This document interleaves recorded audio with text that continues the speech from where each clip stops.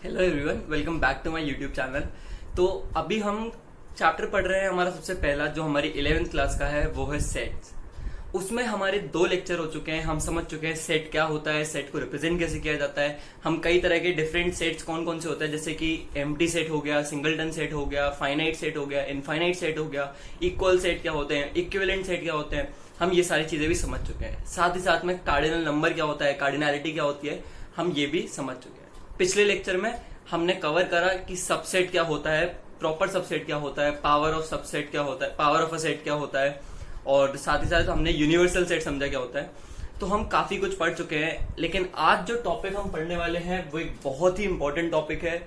और आप ऐसा समझिए कि अब से अगर आप जेईई मेन का पेपर देंगे या फिर आप स्कूल में कोई एग्जाम देंगे, आपके बोर्ड के एग्जाम देंगे, तो मोस्ट ऑफ द टाइम अगर आपका सेट से कोई क्वेश्चन आने वाला है तो वो इस चीज पे आएगा। किस पे?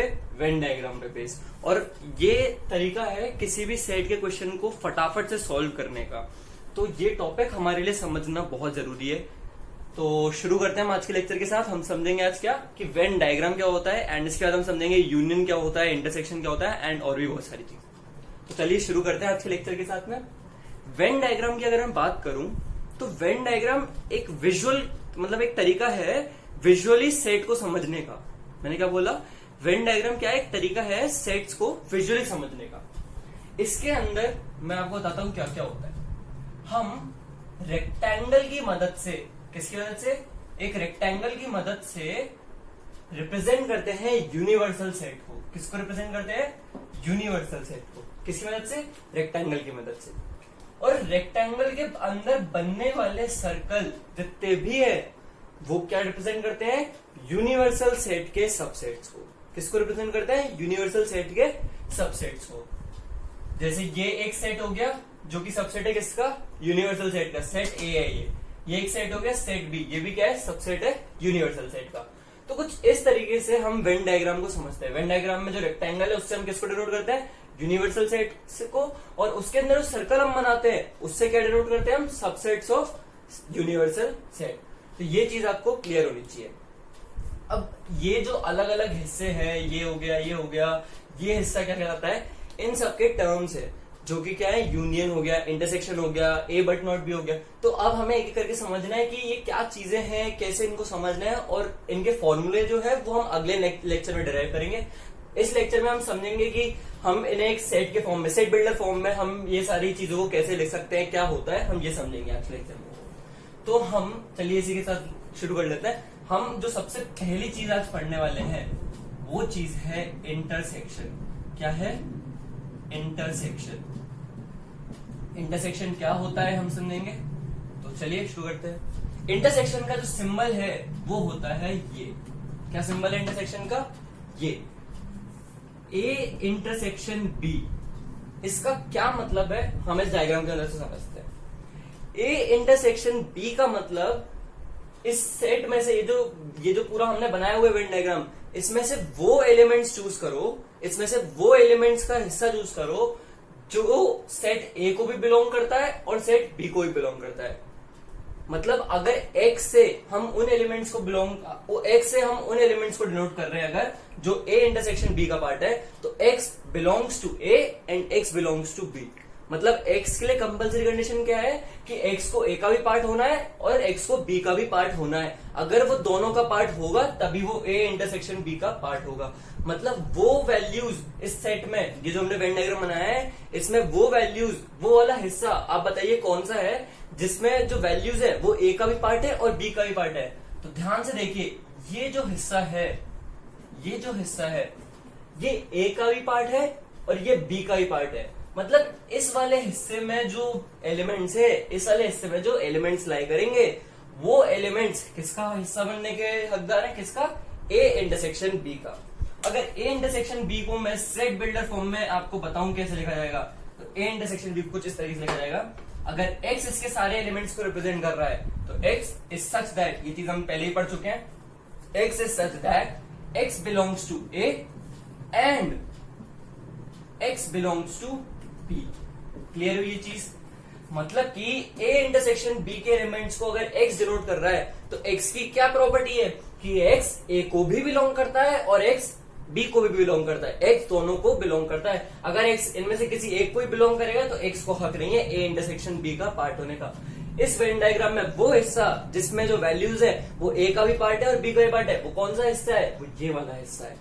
इस हिस्से में जितनी भी वैल्यूज है वो ए का भी पार्ट है, ए सेट ए का भी पार्ट है और सेट बी का भी पार्ट है, और हमें वही वैल्यूज चाहिए। वो वैल्यूज किस में काउंट होंगी, ए इंटरसेक्शन बी में काउंट होंगी। तो आपको ये विजुअली समझ आना चाहिए कि ए इंटरसेक्शन बी असल में कौन सा पार्ट होता है, ए इंटरसेक्शन बी का मतलब क्या होता है। सपोज करो कोई एक वो तीसरे तीन सेट का हम बाद में देखेंगे, अभी के लिए आप ये चीज क्लियर करो कि ए इंटरसेक्शन बी का मतलब क्या होता है। तो एक्स की वो वैल्यूज जो एक्स बिलोंग करे ए में भी एंड एक्स बिलोंग करना चाहिए बी में भी। ये प्रॉपर्टी आपके दिमाग में बिल्कुल क्लियर होनी चाहिए, ये वेन डायग्राम आपके दिमाग में बिल्कुल क्लियर होना चाहिए, आपको पता होना चाहिए। अगर ऐसा आपको वेन डायग्राम दिया है तो ए इंटरसेक्शन बी वाला कौन सा रीजन है, तो इस चीज को नोट करो एंड फिर हम अगले पे मूव करते हैं। चीज जो हमें समझनी है वो क्या है, यूनियन। यूनियन का साइन क्या है, ये क्लियर है ये चीज। अगर आपसे कोई बोले ए यूनियन बी कौन सा रीजन है इस वेन डायग्राम में, ए यूनियन बी का क्या मतलब है, तो ए यूनियन बी का मैं आपको सेट बिल्डर फॉर्म में बताता हूं कैसे लिखते हैं हम। ए यूनियन बी के सारे एलिमेंट्स को अगर एक्स रिप्रेजेंट कर रहा है, ए यूनियन बी के अगर सारे एलिमेंट्स को कौन रिप्रेजेंट कर रहा है, एक्स, तो एक्स कुछ इस तरीके से है, x is such that x belongs to A, x belongs to A और एक्स बिलोंग्स टू बी। यहां पे जो और है इस पे ध्यान देना है हमें। क्या लिखा है मैंने, अगर ए यूनियन बी के सारे एलिमेंट्स को एक्स रिप्रेजेंट कर रहा है तो X is such that x belongs to A, X या तो ए को बिलोंग करेगा या फिर बी को बिलोंग करेगा। एक्स बिलोंग्स टू ए और एक्स बिलोंग्स टू बी, मतलब अगर एक्स दोनों में से किसी भी एक सेट को बिलोंग करेगा ए या बी में से, अगर दोनों में से किसी भी एक सेट को बिलोंग कर गया कौन, एक्स, ए या बी में से, तो वो किसका हक रखेगा, किसका पार्ट होने का हक रखेगा, ए यूनियन बी का पार्ट होने का हक रखेगा। तो ए यूनियन बी की डेफिनेशन क्या है कि एक्स बिलोंग्स टू ए और एक्स बिलोंग्स टू बी। इस वेन डायग्राम में समझते हैं कौन सा रीजन है जो इसको सेटिस्फाई करेगा। तो देखो ये जो सारे एलिमेंट्स हैं, ये जो सारे एलिमेंट्स हैं, ये किसका पार्ट है, ए का पार्ट है। अब ये बी का पार्ट हो ना हो हमें मतलब नहीं है, अगर ये किसी एक का ही पार्ट होगा ए या बी में से, तो इन्हें किसका पार्ट होने का हक है, ए यूनियन बी का। तो ये जो सारे हैं ये किसका पार्ट होंगे, ए यूनियन बी का। साथ ही साथ ये जो थे सारे, ये किसका पार्ट थे, ए और बी दोनों का पार्ट थे। तो बहुत ही अच्छी बात है। तो हम तो क्या कंडीशन है कि या तो ए का पार्ट हो जाए या बी का पार्ट हो जाए, दोनों का पार्ट हो जाए तो बहुत ही अच्छी बात है। तो ये वाले एलिमेंट्स जो है इन्हें भी हक है किसका पार्ट होने का, ए यूनियन बी का। साथ ही साथ ये जो एलिमेंट्स है ये किसमें है, बी में, और हमें पता है किसी भी एक में हो जाएंगे तो वो किसका पार्ट होने का हक रखेंगे, ए यूनियन बी का। तो ये वाले जो एलिमेंट्स है इन्हें भी हक है किसका पार्ट होने का, ए यूनियन बी का। मतलब कि ये जो पूरा हिस्सा है इससे हम किसको रिप्रेजेंट करेंगे, ए यूनियन बी को। ये जो रेड वाला हिस्सा है ये क्या है, ए यूनियन बी। क्लियर है ये चीज। ए यूनियन बी का मतलब क्या है, वो एलिमेंट्स इस यूनिवर्सल सेट में, वो एलिमेंट्स जो सेट ए को बिलोंग करें या फिर सेट बी को बिलोंग करें। एक्स बिलोंग्स टू ए और एक्स बिलोंग्स टू बी, अगर ये कंडीशन है तो जो एक्स है उसे किसका हक होने का, उसको किसको, उसे किस चीज का पार्ट होने का हक है, ए यूनियन बी का पार्ट होने का उसे हक है। तो ए यूनियन बी आपको क्लियर है। इस साइन को ध्यान रखिए, ये जो रीजन है ये कैसे प्लॉट हुआ इस चीज को ध्यान रखिए, एंड क्या क्या कंडीशन थी उस चीज को भी ध्यान रखिए। एक जो चीज आपको याद रखनी है हमेशा के लिए वो ये है कि मैथ्स की भाषा में एंड, इंग्लिश वाला एंड का मतलब होता है इंटरसेक्शन और का मतलब होता है यूनियन। ये अगर आपने पॉइंट याद रखा तो आपको आने वाले 2 सालों में बहुत क्वेश्चन बहुत आसानी से हो जाएंगे। आपको क्या रखना है, एंड मतलब इंटरसेक्शन और मतलब यूनियन। बस ये चीज दिमाग में रखो, इसके बेसिस पे आपको बहुत क्वेश्चन में मदद होगी। मैं आपको जब कराया करूंगा क्वेश्चन तब आपको ये वाली चीज समझाऊंगा भी कैसे इसको यूज करना है। ठीक है, तो आपको ए यूनियन बी समझ आ गया होगा। ए यूनियन बी का मतलब क्या कि एक्स बिलोंग्स टू ए और x belongs to B. Venn diagram में कौन सा रीजन है, तो ये जो पूरा रीजन है रेड से जो मार्क्ड है ये क्या है, ए यूनियन बी को डिनोट कर रहा है। तो इस चीज को नोट करिए, फिर हम अगले पे बढ़ते हैं। देखिए जो अगली चीज हमें समझनी है वो क्या है, only A and only B. ये हमें समझना है इसका मतलब क्या होता है और वेन डायग्राम में कौन सा रीजन है। देखिए पहले हम समझेंगे क्या, ओनली ए। ओनली ए नाम से ही समझ आ रहा है वो एलिमेंट्स जो सिर्फ और सिर्फ किसका पार्ट हो, ए का। वो एलिमेंट्स जो सिर्फ और सिर्फ किस सेट का पार्ट हो, सेट ए का। तो देखिए सेट ए कौन सा है, ये पूरा सेट क्या है, ए।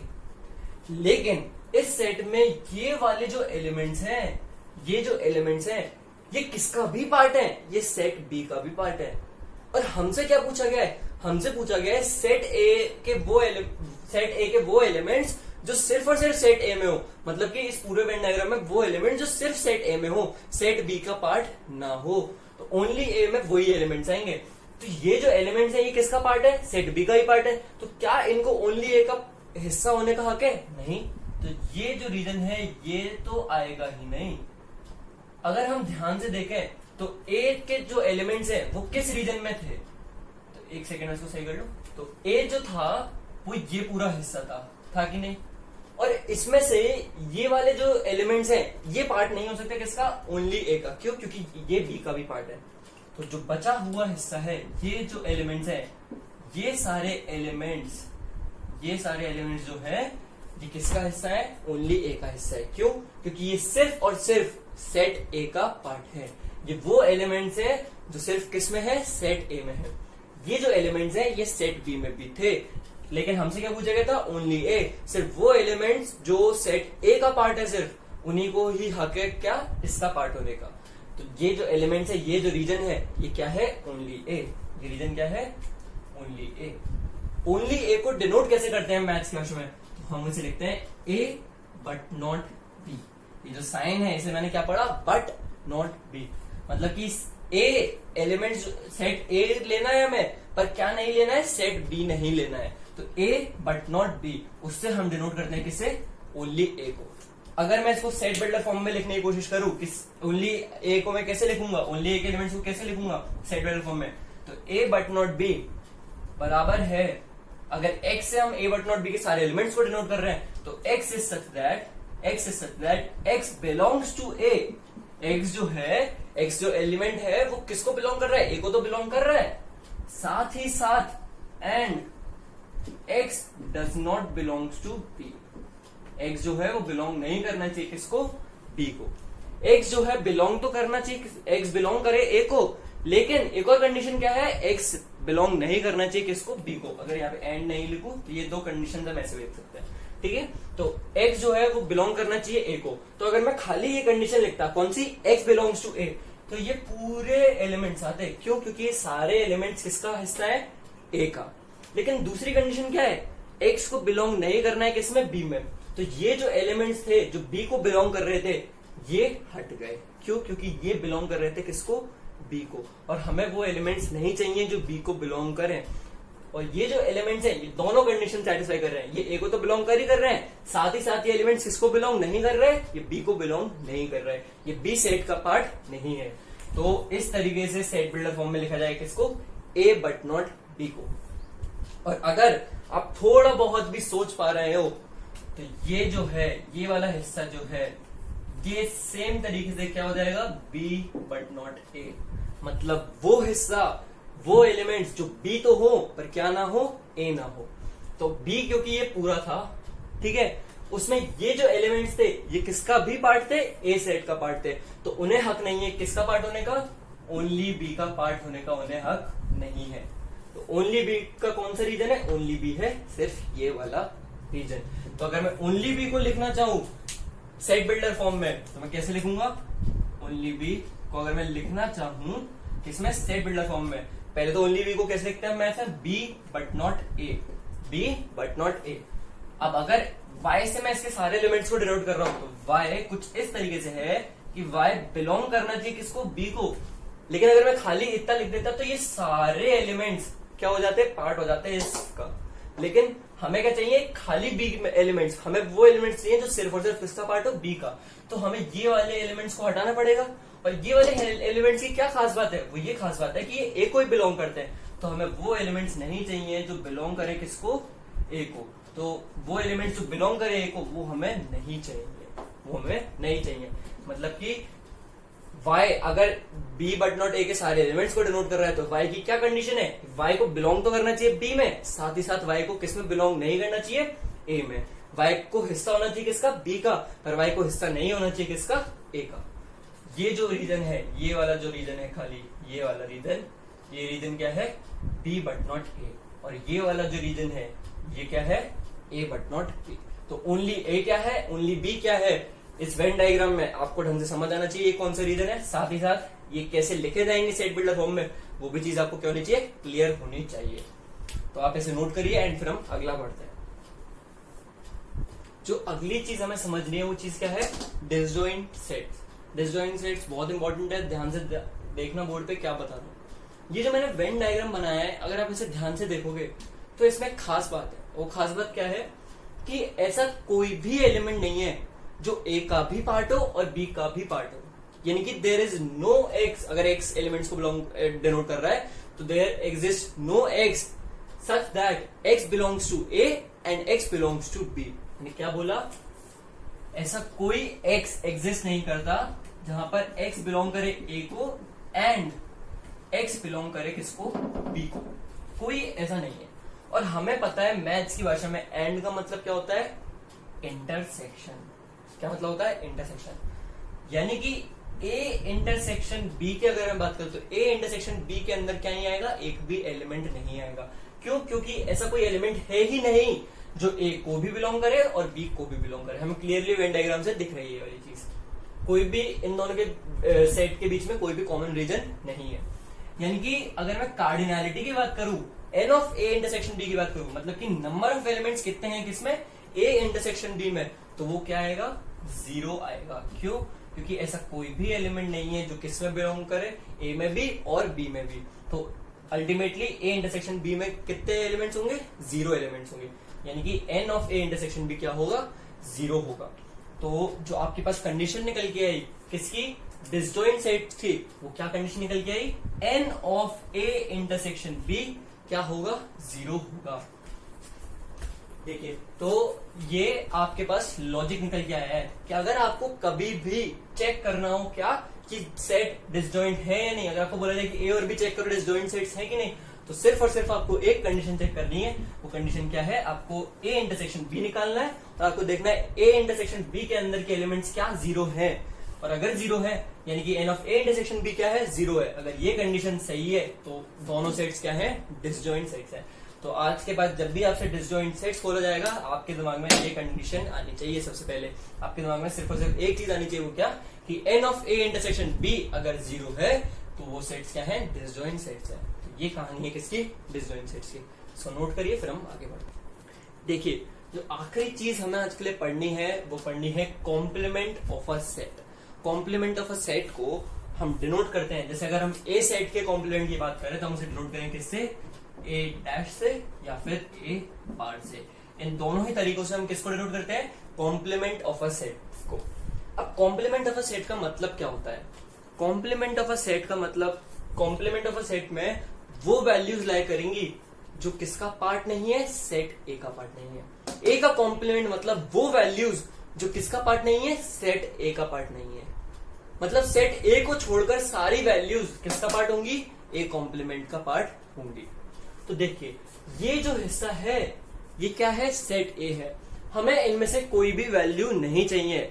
ए वाली वैल्यूज को छोड़कर बाकी जो भी वैल्यूज है वो किसका पार्ट होंगी, ए कॉम्प्लीमेंट का पार्ट होंगी। यानी कि ए को छोड़ के जो भी सारी बची हुई बाहर वैल्यूज है वो वैल्यूज वाला जो रीजन है वो रीजन क्या है, ए कॉम्प्लीमेंट है। तो अगर आपसे कोई पूछे कि ए कॉम्प्लीमेंट क्या है, ए कॉम्प्लीमेंट ये वाला रीजन है। ए कॉम्प्लीमेंट मतलब वो वैल्यूज जो किसका पार्ट नहीं है, सेट ए का पार्ट नहीं है। सेट ए को छोड़कर बाकी सारी वैल्यूज किसका पार्ट होंगी, ए कॉम्प्लीमेंट का पार्ट होंगी। तो ये जो हिस्सा है ये क्या है, ए कॉम्प्लीमेंट है। क्लियर है ये चीज। अगर मैं आपको एक और यहाँ पे एक और चीज समझाता हूँ, जैसे सपोज करो दो सेट होते हैं ए और बी, मान लो ये ए है और ये क्या है, बी। ये ए और ये बी, ठीक है। और हमसे बोला जाता है कॉम्प्लीमेंट ऑफ ए बताओ, क्या बताओ, ए कॉम्प्लीमेंट बताओ। तो ये वाली जो सारी वैल्यूज हैं ये सारी वैल्यूज किसका पार्ट है, सेट ए का पार्ट है। तो इन्हें छोड़कर बाकी जितनी भी वैल्यूज होती, ये सारा रीजन किसका पार्ट होता? ए कॉम्प्लीमेंट का पार्ट होता। सिर्फ ये ए सेट को छोड़कर बाकी सारी वैल्यूज किसका हिस्सा होती? ए कॉम्प्लीमेंट का पार्ट होती। अब आप कहोगे सर ये वाली जो वैल्यूज है ना, ये वैल्यूज तो बी का ही पार्ट है, तो ये क्यों नहीं है ए कॉम्प्लीमेंट का हिस्सा? तो ये जो वैल्यूज है ना, ये साथ में ए का भी हिस्सा है। हमें पता है ये हिस्सा कौन सा है? ए इंटरसेक्शन बी वाला हिस्सा है। यानी कि यहाँ पे जो वैल्यूज है वो किसका ही पार्ट है? वो सेट ए का ही पार्ट है और सेट बी का ही पार्ट है। और हमारे ए कॉम्प्लीमेंट की कंडीशन क्या है? हमारे ए कॉम्प्लीमेंट की कंडीशन ही ये है कि जो वैल्यूज है वो किसका हिस्सा नहीं होनी चाहिए? वो सेट ए का हिस्सा नहीं होनी चाहिए। अब हमें मतलब नहीं है वो इंटरसेक्शन में है किसमें, वो वैल्यू बस ए का हिस्सा नहीं होनी चाहिए। तो सिंस ये वैल्यूज जो है वो ए का हिस्सा है, तो उन्हें हक नहीं है ए कॉम्प्लीमेंट का पार्ट बनने का। तो ये जो पूरा बस सेट ए है, इसे छोड़कर बाकी जितना भी रीजन है वो किसको रिप्रेजेंट कर रहा है? वो ए कॉम्प्लीमेंट को रिप्रेजेंट कर रहा है। तो ए कॉम्प्लीमेंट बहुत इंपॉर्टेंट चीज है, आपके लिए बहुत समझना जरूरी है। और एक और चीज यहाँ पे आपके लिए, एक और एक इंपॉर्टेंट चीज क्या है? वो ये है, ये हिस्सा जो बाहर वाला है, जो रेड से मैंने डोट करा हुआ है, ये क्या है? ये है ए कॉम्प्लीमेंट। और ये जो अंदर वाला हिस्सा है ब्लू वाला, ये क्या है? ये है सेट ए। तो अगर आप देखो तो ए कॉम्प्लीमेंट और ए अगर दोनों को जोड़ दिया जाए तो क्या मिल जाएगा हमें? हमें ये पूरा जो सेट है, यूनिवर्सल सेट, वो मिल जाएगा। तो आपके लिए एक इंपॉर्टेंट रिजल्ट निकल के आया, ए प्लस ए कॉम्प्लीमेंट किसके बराबर होता है? यूनिवर्सल सेट के बराबर होता है। ए प्लस ए कॉम्प्लीमेंट किसके बराबर होता है? यूनिवर्सल सेट के बराबर होता है। तो ये चीजों को नोट करिए, बहुत इंपॉर्टेंट है कॉम्प्लीमेंट ऑफ अ सेट। और फिर हम एक क्वेश्चन करते हैं जिससे आपको ये सारी जो प्रॉब्लम मैंने आपको बताया कि इंटरसेक्शन क्या होता है, यूनियन क्या होता है, ए बट नॉट बी क्या होता है, बी बट नॉट ए क्या होता है, डिसजॉइंट क्या होता है, ये सब चीजें आपको क्या हो जाएंगी? क्लियर हो जाएंगी। तो हम एक क्वेश्चन करेंगे, उससे पहले आप ये नोट कर लीजिए। देखिए, तो अब हम ये वाला क्वेश्चन एक प्रैक्टिस करेंगे, आपको सारी चीजें रिवाइज हो जाएंगी। हर एक पैटर्न पे बेस्ड 2-3 क्वेश्चन है, मतलब हर एक यूनियन पे बेस्ड, इंटरसेक्शन पे बेस्ड। तो मैं एक एक आपको समझाऊंगा और बाकी आपके लिए क्या होंगे? होमवर्क होंगे। 3 सेट दे रखे हैं, ए बी सी। ए के एलिमेंट्स हैं ये सारे, बी के एलिमेंट्स हैं ये सारे, और सी के एलिमेंट्स हैं ये। ठीक है, जो पहली चीज हमसे पूछी गई है वो चीज क्या है? ए यूनियन बी बताओ। यूनियन का मतलब हमें पता है कि इसका भी या तो वो एलिमेंट इसका पार्ट हो या इसका पार्ट हो, और लगा होता है। ठीक है, तो ए यूनियन बी का मतलब वो एलिमेंट जो या तो ए का पार्ट हो या बी का पार्ट हो या दोनों का पार्ट हो, कुछ भी हो, हमारे लिए वो किस में चलेगा? ए यूनियन बी में चलेगा। ठीक है, तो एक सेट बनाते हैं A union B. A union B के अंदर कौन सी वैल्यूज आएंगी? तो ए और बी की जितनी भी वैल्यूज है वो सारी लिख दो, बस जो कॉमन है वो एक बार लिख देना। तो वो सारी वैल्यूज किसका पार्ट होंगी? ए यूनियन बी का, क्योंकि ए की सारी वैल्यूज ए में तो बिलोंग कर ही रही है ना, तो वो किसका पार्ट होने का हक रखती है? ए यूनियन बी का। ऐसे ही बी की जो वैल्यूज है वो बी में बिलोंग कर ही रही है, तो वो भी किसका पार्ट होने का हक रखती है? ए यूनियन बी का। तो ए और बी की सारी वैल्यूज बस लिख दो इस वाले सेट में। तो 1 2 3 4 5 और 7 और 8। तो ये जो सारी वैल्यूज हैं ये या तो ए में है या बी में है या दोनों में है। तो इन्हें तो ये जो सेट हमने इन सारी वैल्यूज का मिलकर बनाया है, ये सेट क्या है? ए यूनियन बी, क्योंकि ये जो कंडीशन है हमारी ए यूनियन बी की उसको सेटिस्फाई करती है ये सारी वैल्यूज। इसी तरीके से आपको क्या निकालना है? बी यूनियन सी निकालना है और सी यूनियन ए निकालना है। बात करते हैं ए इंटरसेक्शन बी की। तो इंटरसेक्शन का हमें मतलब पता है क्या? एंड जो एलिमेंट्स हैं इसके वो ए को भी बिलोंग करे और बी को भी बिलोंग करे, मतलब जब दोनों को बिलोंग करेंगे तभी वो इसका पार्ट बन पाएंगे। x belongs to A and x belongs to B. तो दोनों सेट में ए और बी में वो वैल्यूज देखो जो ए का भी पार्ट है और बी का भी पार्ट है। तो सिर्फ और सिर्फ एक एलिमेंट है 3 जो दोनों का पार्ट है, तो सिर्फ और सिर्फ इस 3 को हक है ए इंटरसेक्शन बी का पार्ट होने का। तो अगर आपसे कोई पूछे कि ए इंटरसेक्शन बी क्या है, तो ए इंटरसेक्शन बी में सिर्फ ए के एलिमेंट और वो एलिमेंट क्या है? 3। तो इसी तरीके से आपको क्या निकालना है? बी इंटरसेक्शन ए और C intersection A union B इसी तरीके से निकालना है। A union B union C आपको निकालना है सेम इसी तरीके से। A union B union C मतलब वो एलिमेंट्स जो या तो ए में हो या बी में हो या सी में हो या तीनों में हो या कोई दो में हो, कुछ भी हो, बस या वो जो एलिमेंट्स है वो इनमें से किसी एक का बस पार्ट हो गए अगर, तो वो किसका पार्ट हो जाएंगे? A union B union C का। आपको ये चीज दिमाग में रख के A union B union C निकालना है। ए यूनियन बी यूनियन, मैं आपको एक शॉर्टकट बता रहा हूँ, यूनियन आपको कभी भी निकालना हो ना, तो जो सेट दे रखे हो आपको, जो भी सेट दे रखे हो, आप उन सबके एलिमेंट्स को लिख दो। मतलब अगर आपको ए यूनियन बी बोला होता तो आप ए के सारे एलिमेंट्स और बी के सारे एलिमेंट्स को एक सेट में लिख दो, ठीक है। और जो एलिमेंट 2 बार रिपीट हो रहे हैं बस उन्हें हटा दो, मतलब जो कॉमन एलिमेंट्स है उन्हें बस एक बार लिख दो और सारे एलिमेंट्स लिख दो। जैसे कि अगर ए यूनियन बी आपसे पूछा गया, ए यूनियन बी क्या है आपसे पूछते हैं, तो आप क्या करोगे, सारे एलिमेंट्स लिख दो आप। तो वन, ए के सारे एलिमेंट्स क्या है, 1 2 3 7 8, और बी के एलिमेंट्स क्या है, 3 4 5। अब जो एलिमेंट एक से ज्यादा बार रिपीट हो रहा हो उसे बस एक बार हटा दो। तो ये जो सेट है ये किसको रिप्रेजेंट कर रहा है, ए यूनियन बी को, ठीक है। तो ए यूनियन बी बहुत आसानी से आप निकाल सकते हो। और ए इंटरसेक्शन बी का तो हमें पता ही है कि जो कॉमन एलिमेंट है वो हमें निकालना है। तो इस तरीके से आपको ए यूनियन बी निकालना है। अब जो अगली चीज हमें निकालनी है वो क्या है, ए बट नॉट बी, मतलब वो एलिमेंट्स जो सिर्फ और सिर्फ किसको बिलोंग करें, ए को बिलोंग करें, बी को ना बिलोंग करें। सी से हमें मतलब ही नहीं है, ठीक है। तो ए बट नॉट बी अगर हम निकालें, ए बट नॉट बी, तो देखो 1 क्या बी को बिलोंग कर रहा है, नहीं, और ए को ही सिर्फ बिलोंग कर रहा है, तो 1 को इसका पार्ट होगा। 2 की बात करें, चलो वो देख लेते हैं, वो एलिमेंट्स देख लेते हैं जो ए का ही पार्ट है और बी का ही पार्ट है। तो 3 सिर्फ इकलौता ऐसा एलिमेंट है जो किसका पार्ट है, बी का पार्ट है और ए का ही पार्ट है। तो सिर्फ 3 को छोड़ के बाकी जो भी सारे एलिमेंट है किसके, सेट ए के, वो किसका पार्ट होंगे, ए बट नॉट बी का। तो 1 2 7 8 ये वो सारे एलिमेंट्स हैं जो किसका पार्ट है, ए का पार्ट है, पर किसका पार्ट नहीं है, बी का पार्ट नहीं है। तो इस तरीके से हम निकालेंगे क्या, ए बट नॉट बी। आपको बस दिमाग में जो वो है कि ए बट नॉट बी का मतलब क्या होता है, ए यूनियन बी का मतलब क्या होता है, ए इंटरसेक्शन बी का मतलब क्या होता है, बस वो क्लियर रखना है कि कौन सा रीजन हमें लेना है। आपसे बहुत आसानी से इस टाइप के क्वेश्चन हो जाएंगे, ठीक है। अब ये जो क्वेश्चन है ये बहुत अच्छा तो कुछ नहीं है, आसान सा क्वेश्चन है, बट मैं एक बार चाहूंगा कि आप इसे खुद अटेम्प्ट करो वीडियो पॉज करके, और मैं आपको अभी यही बता भी रहा हूँ इससे कैसे करना है। मैं आपको सॉल्व नहीं करूंगा ये बिल्कुल भी, क्योंकि आपको इस टाइप का क्वेश्चन करना आना चाहिए। कोई तूफान क्वेश्चन नहीं है, बहुत इजी क्वेश्चन है, आप अटेम्प्ट करोगे तो क्वेश्चन आपसे होगा ये, ठीक है। बिल्कुल बेसिक्स के साथ आराम से धीरे धीरे करना है। देखो पहले ब्रैकेट के अंदर सॉल्व करते हैं। तो सबसे पहले ए यूनियन बी निकालना था तसल्ली से, ठीक है। ए यूनियन बी कुछ आ जाएगा, ए यूनियन बी आप यहाँ पे निकाल चुके होगे तो आपके पास होगा ही, ठीक है। फिर आप बी इंटरसेक्शन सी निकालना है, तो बी इंटरसेक्शन सी भी आप निकाल चुके होगे तो आपके पास होगा ही, ठीक है। ए इंटरसेक्शन बी, इसे बी इंटरसेक्शन सी करो, ठीक है। बी इंटरसेक्शन सी भी आप निकाल चुके होगे यहाँ पे, वो भी आपके पास होगा। अब आपके पास ये दो नए सेट आ गए होंगे, क्या, एक होगा ए यूनियन बी का और एक होगा किसका, बी इंटरसेक्शन सी का। उन दोनों नए सेट में क्या लगा देना है आपको, इंटरसेक्शन। मतलब उन दोनों नए सेट में जो इस वाले सेट की वैल्यूज है, इस वाले सेट की वैल्यूज है, उनमें जो कॉमन वैल्यूज है उनका आपको सेट बनाना है, और वो सेट क्या होगा, ये पूरी चीज। तो बहुत आसान क्वेश्चन है, बस बिल्कुल सीक्वेंस वाइज चलना, बेसिक्स को पकड़ के पहले ये निकालना फिर ये निकालना, और वो जो दोनों आए उनमें क्या लगा देना, आपको इंटरसेक्शन लगा देना है। बहुत आराम से ये वाला क्वेश्चन आपके पास हो जाएगा। चेक करना है ए और बी डिसजॉइंट सेट है कि नहीं।